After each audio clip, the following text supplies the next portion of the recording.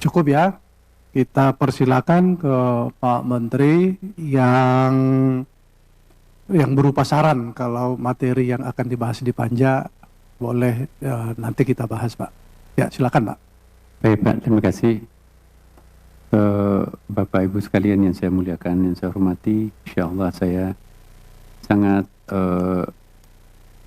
berbahagia ya, diberi masukan yang sangat banyak, dan itu nanti pasti akan menyempurnakan nanti wawasan kami ketika nanti mempersiapkan banyak hal, karena materi-materi yang banyak di sini adalah sebetulnya materi Panja ya. Tapi ini sangat bagus buat kami. Namun demikian saya perlu juga memberikan konfirmasi dan jawaban beberapa hal yang paling banyak dibicarakan tadi mengenai statement pemerintah tentang akan ada penurunan. Jadi kalau boleh saya sampaikan terus terang, kemarin kami memang diminta hadir di istana ya, bicara dengan Pak Menseknek, kemudian Pak Sekap, ya Pak Dasko ya, juga kemudian kami hadir bersama Pak Kepala Badan dan menyampaikan pesannya Bapak Presiden bahwa sama obsesinya Bapak Presiden kalau bisa biaya haji tahun ini diturunkan. Jadi saya kira harapan kita sama semuanya. Di depan kami dicegat oleh wartawan. Ya, saya memberikan jawaban-jawaban yang normatif aja Pak ya, karena belum waktunya kita bicara tentang angka ya, karena belum ada Panja. Ya, tetapi ya namanya wartawan, hanya Pak Wamen memberikan pernyataan tahun ini akan turun. Tapi sebetulnya itu mutlaknya, itu muqayyadnya ada. Apa itu mutlak? Jadi obsesinya Pak Wamen menyampaikan ini akan turun dengan harapan kalau segala sesuatunya itu terpenuhi. Nanti Pak Wamen akan berikan penjelasan dari pernyataannya itu Bapak Ibu. Nah, tapi saya juga berikan pernyataan lain bahwa itu tergantung juga dengan banyak faktor, misalnya kurs dolar pada waktu itu berapa, kemudian juga jangan-jangan ada masalah-masalah tiba-tiba peristiwa sejarah yang genting, itu kan juga bisa memberikan kontribusi, apalagi ini kan belum Panja ya, jadi angka finalnya itu adalah nanti setelah kita pembicaraan dengan DPR, tapi ya wartawan biasalah Pak ya, menyampaikan apa adanya, tapi nanti itu nanti akan dijelaskan oleh Pak Wamen. Mengenai hal ini Pak Nanang, saya mencatat semua, insya Allah ini berharga buat kami. Kekhawatiran bahwa para pendamping nanti itu malah banyak diurus, karena obsesi mereka itu juga yang penting haji, padahal mereka itu diminta untuk melayani haji. Maka itu kami bersama dengan Kepala BPH Pak, bahwa prioritas yang akan menjadi pendamping atau pendamping haji nanti ini adalah memang niatnya untuk mendampingi dan membantu jamaah haji ya. Dengan tesnya pun juga kita berusaha untuk melakukan tes yang sebaik-baiknya ya, sebatas kemampuan kami tentunya, dan insya Allah diawasi langsung oleh teman-teman yang kompeten. Kemudian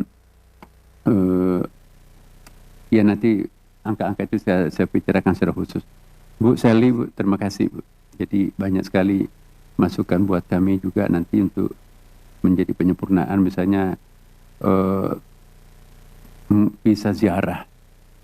Kami 2 hari yang lalu ya ketemu dengan Pak Menlu Pak. Saya mohon betul Pak Menlu dan juga Menteri Hukum HAM mengatasi persoalan-persoalan jamaah haji yang nginap, yang tadinya umrah tapi sampai menunaikan ibadah haji, dan itu menjadi sumber masalah banyak di pelaksanaan ibadah haji tahun lalu.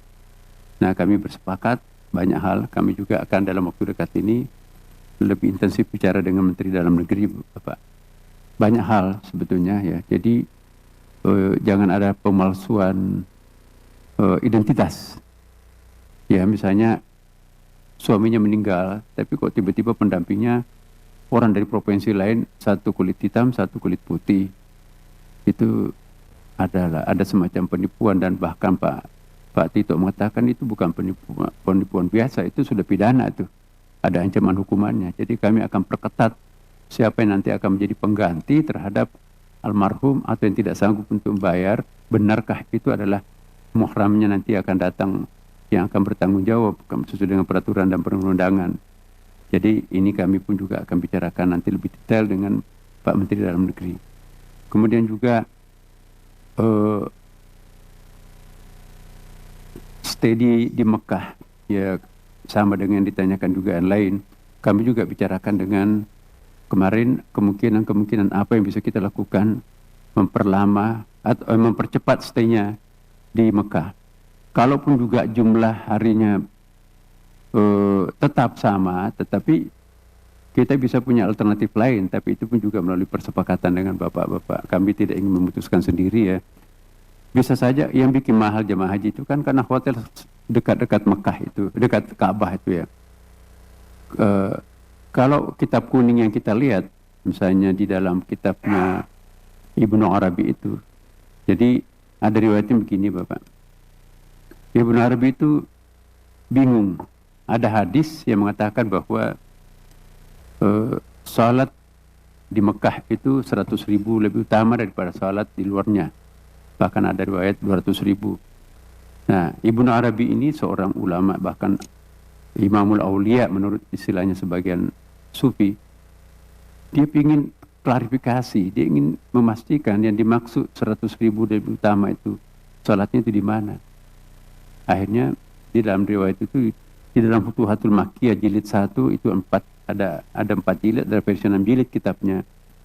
Maka tiba-tiba Abu Bakar datang, menjelma muncul di depan, di mukanya. Assalamualaikum ya Abu Bakar, redaksinya ada. Saya ingin tanyakan apa yang dimaksud hadis Nabi ini. Apakah 100.000 itu pelataran Ka'bah atau di kota haram? Lalu Abu Bakar menjawab, ketika Rasulullah menyampaikan berita itu kepada kami, bukan saja di pelataran Ka'bah ini, tetapi juga kota haram. Ya, perbatasan tanah haram itu kan kalau kita masuk itu ada monumen Qur'annya itu. Ya, itu yang dimaksud tanah haram. Jadi tidak mesti harus kita sholat di depan Ka'bah dapat 100.000. Masjid di luar sepanjang dalam radius kota haram itu pun juga pahalanya sama. Nah, jika demikian halnya, maka kita bisa juga merekayasa. Ini bahasa saya di sini. Ya mungkin cukup 3 atau 4 hari di dekat-dekat Ka'bah, hotelnya mahal-mahal itu, tapi kita juga bisa menggunakan lapis-lapis luar hotel itu tanpa harus ke Ka'bah ya. Apalagi nanti kalau ada Wisma Indonesia di situ yang luas ya. Jadi ke depan kita harus bicarakan memang. Nah, atas dasar itu kita juga bisa menjadikan ini salah satu pertimbangan untuk menjadi faktor pengurangan terhadap jemaah haji, yaitu stay-nya di hotel berbintang di depan Ka'bah ya, tentu lebih mahal dibandingkan dengan di lapis luar ya. Nanti kangen-kangen itu kan bisa diangkut juga pakai bus ke Ka'bah, tapi tidak bisa setiap saat. Kalau Madinah lain karena kan mengejar Arba'in ya kan. Nah, kemudian anggaran masih tinggi. Saya akan bahas bagian terakhir. Nah, kemudian berapa jamaah yang harus bayar? Ini juga perlu dijelaskan. Kata Ibu tadi ya, nanti insya Allah. Lalu saya loncat dulu ke Pak Hasan Basri, Bapak. Ini orang tua kita punya pengalaman menjadi gubernur dan juga pengalaman lapangannya juga sangat banyak ya. Tentu ini menjadi perhatian buat kami Pak. Misalnya murur tapi kok belum tengah malam, padahal kan harus al-mabit biminar, itu kan hadisnya tuh. Kalau nggak bermalam itu namanya bukan mabit. Karena lewat jam 7 masih ada, baru saja maghrib mungkin ya. Jadi bahasa tradisionalnya bermalam itu ya lewat sholat isya lah kira-kira ke atas tuh. Ya, jadi bahasa populernya al-mabit itu ada, bahasa syariahnya juga ada. Nah, itu pun juga menjadi perhatian buat kami. Kriteria murur itu nanti seperti apa? Tapi kita lihat pemberangkatan lebih awal dari Arafah itu pasti tidak macet. Apalagi menggunakan pengawal, itu memang banyak terjadi Bapak. Jadi sebetulnya baru saja salat maghrib lewat di situ ya. Nah kalau itu dikategorikan sebagai murur, memang ada persoalan syariahnya. Tetapi juga bisa sebaliknya, sudah hampir subuh. Ya, apakah harus turun dari bus? Apakah harus formal, harus berbaring di tanah di situ baru disebut mabit? Sementara sudah subuh menjelang subuh, dan itu nanti juga akan mengganggu syariah itu. Jadi nanti ini PR kami selaku penyelenggara dan bersama kepala badan Pak, nanti kita harus mengukur ini. Sama juga nanti sekaligus menjawab pertanyaan tanazul Pak. Tanazul itu pun juga ada risikonya loh Bapak. Tapi juga ada manfaatnya banyak. Ya kalau misalnya tidak macet, dan hotelnya pun juga nanti di mana. Lalu makanannya seperti apa? Transitnya nanti sebelum pergi ke situ di mana, dan itu juga harus dilacak. Kami punya ada detail-detailnya secara mikro ya. Kami tidak sampaikan di sini. Nanti insya Allah di Panja nanti kami akan Arab itu kami akan detailkan Pak. Jadi kami tidak berada di sini, tapi menjadi perhatian kami. Kemudian istita'ah, bagus Bapak. Kami pun juga dari Kementerian Agama akan melakukan semacam pembacaan ulang ma'manal istita'ah ke Madzhabul Arba'ah, apa yang dimaksud dengan konsep istita'ah dalam mazhab 4, bahkan kalau perlu juga mazhab 5 yang Syiah itu. Jadi bagi kita istita'ah di sini Pak, sebetulnya menurut saya pribadi banyak sekali jamaah kita itu enggak istita'ah tapi dipaksakan, seolah-olah ada kepentingan tertentu yang membuat ayo ikut haji. Ya, jadi memprovokasi orang tuh haji harus menjual barang-barangnya. Nanti menjadi misalnya begini, di Makassar nih, kami punya penelitian. Sebelum haji, mereka itu petani betulan, ada sawahnya, tapi diprovokasi oleh kelompok-kelompok tertentu. Bagus, haji aja, nanti rezekinya bagus, sawahnya dijual. Nah, setelah pulang menjadi petani penyewa tanah, petani penyewa sawah, dia sewa tanahnya kembali. Jadi ini ada faktor yang bisa kita juga teliti nantinya ya, bahwa justru dorongan untuk menunaikan ibadah haji walaupun di luar kemampuannya, tidak istita'ah, itu kan ada kepentingan juga. Jadi inilah yang saya juga sampaikan kepada ustadz-ustadz kita. Mari kita sepaham dulu apa yang dimaksud istita'ah. Selama ini kita tidak perbaiki definisi istita'ah, ya mati syahid kok kalau kita naik ke situ, sampai ke situ, masuk surga langsung. Jadi siapa yang nggak mau haji? Jadi jual semua apa yang bisa dijual, nggak peduli anaknya seperti apa. Nah itu kan sebetulnya menimbulkan kemudaratan. Jadi walillahi ala nasi hajjul baiti man istata'a ilaihi, itu mannya itu kalau ilmu balaga itu syurut, itu man istata'a ilaihi sabila. Nah, jadi berbarengan dengan itu pun juga Bimas Islam juga harus terlibat dalam rangka mengurus Bimas haji ini. Mari kita perbaiki pengertian istita'ah, apalagi belum masalah kesehatan Bapak Ibu. Jadi kita jangan memberikan pembenaran untuk menunaikan ibadah haji sekalipun tidak memenuhi syarat sebetulnya.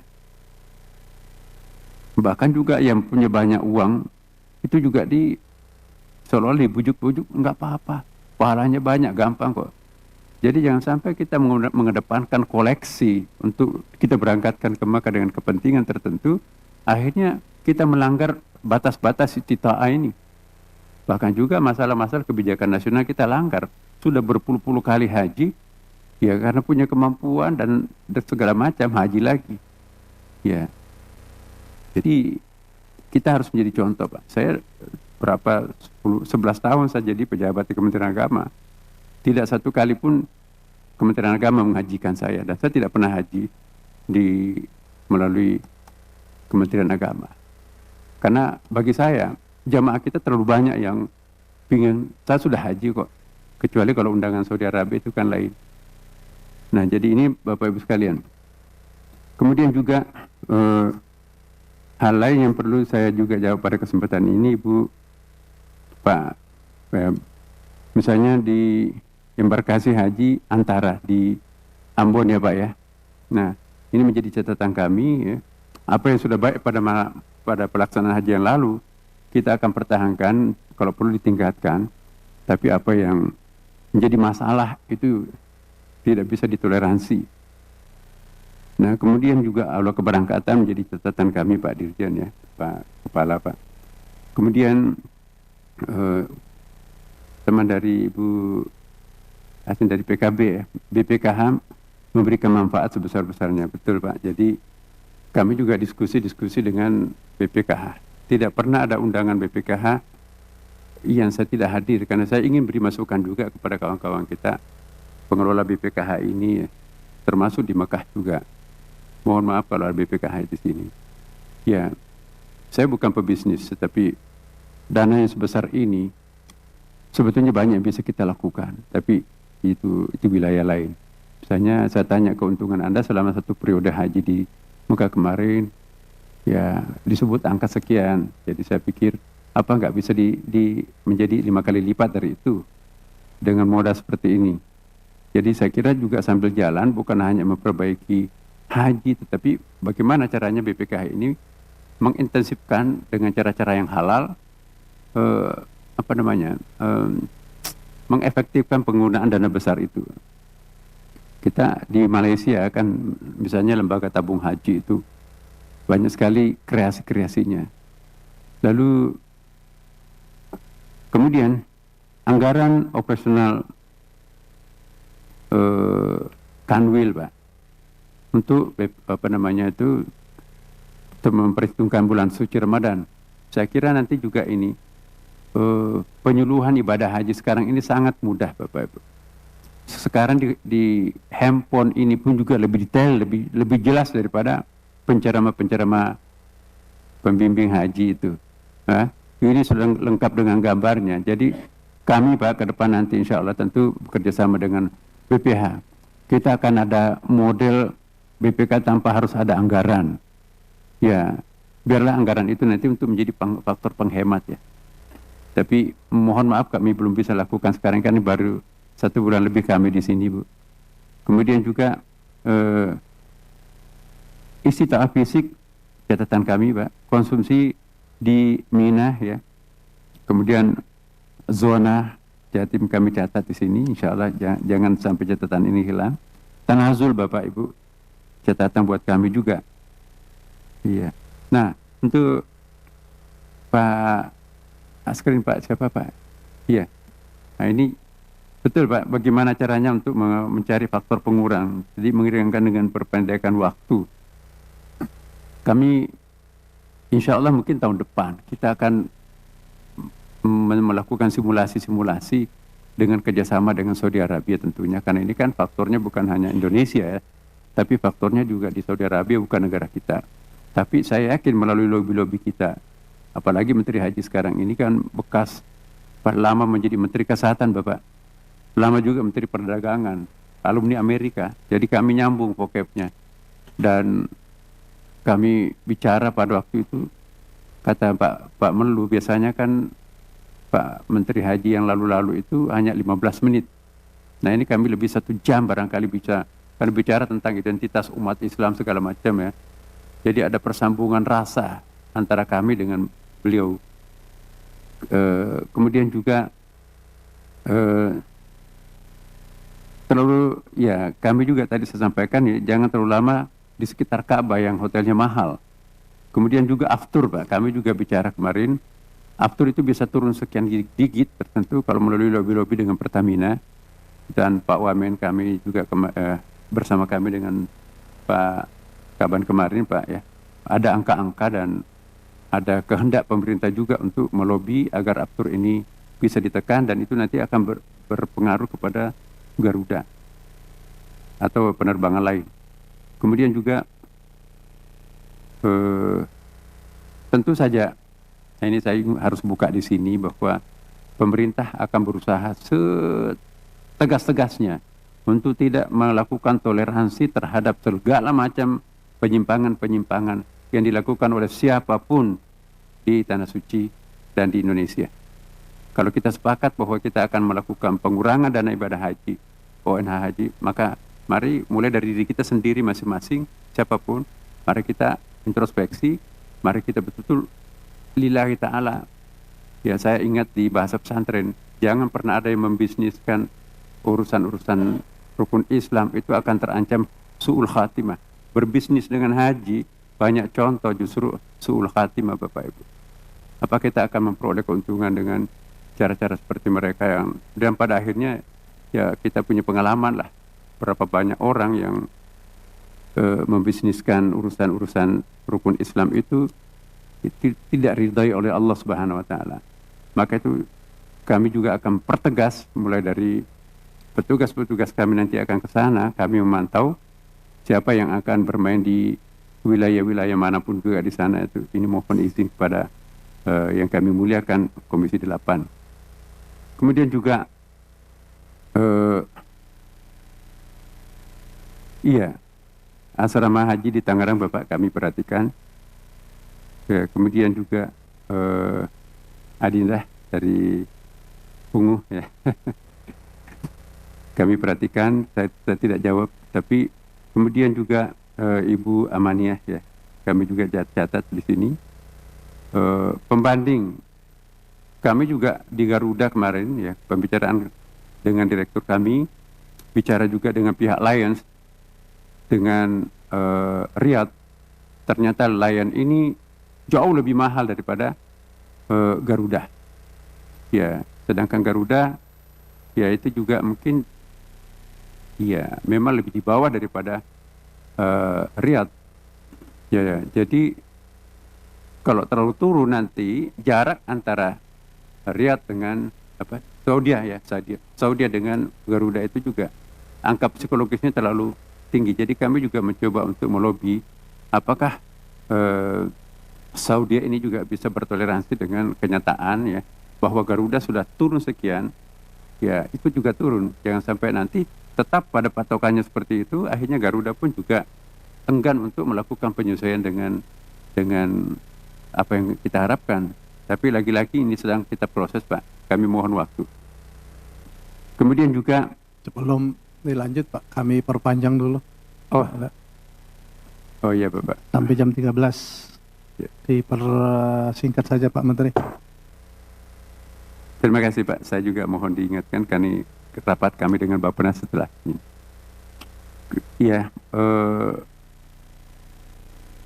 komponen-komponen detail-detail di hotel itu Pak, kami memang saya kira tahun lalu juga teman-teman berusaha untuk menutupi semuanya, tetapi ini jumlahnya sangat besar gitu ya.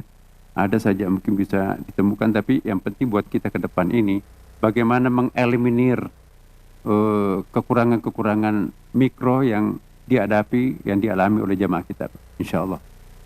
Kemudian bendera merah putihnya dicopot dan Garudanya pun juga itu menjadi catatan kami. Kemudian ya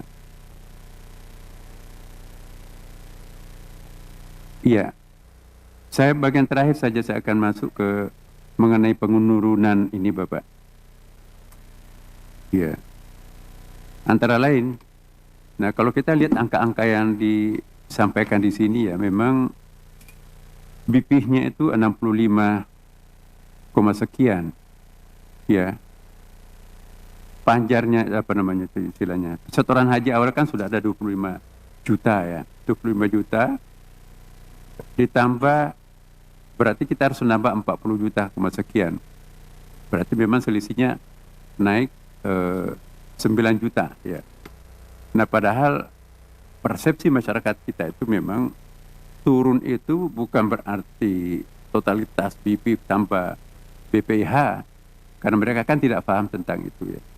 Nah saya kira memang yang paling harus kita lakukan sekarang ada dua hal. Berusaha untuk melakukan penurunan memang secara signifikan melalui penghematan, pembersihan, segala macam calo-calo dan sebagainya. Mudah-mudahan dalam waktu dekat ini kami bisa menyusun ulang angka-angka yang bisa lebih firm. Dan yang kedua juga, kalau memang sudah tidak bisa lagi ditekan sedemikian rupa, penjelasan kami kepada masyarakat. Masyarakat itu kan sebetulnya kalau diberikan penjelasan pada umumnya bisa mengerti. Ya. Persoalannya kalau kita tidak beri penjelasan, tiba-tiba seolah dipaksakan, itu misunderstanding antara pemerintah dengan masyarakat itu bisa terjadi. Nah, saya yakin kalau Komisi 8 dengan pemerintah kompak, Pak, dalam memberikan bahasa yang sama kepada masyarakat kita, apalagi ibadah ini, Pak, itu saya kira understandingnya itu pasti bisa, Pak. Orang kan juga tahu bahwa harga-harga di pasar kebutuhan sehari-hari pun juga pada naik.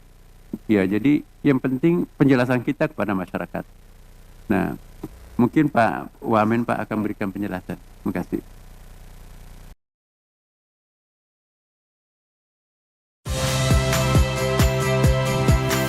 Saya Ihsan Sitorus. Saksikan program-program Kompas TV melalui siaran digital, pay TV, dan media streaming lainnya. Kompas TV, independen, terpercaya.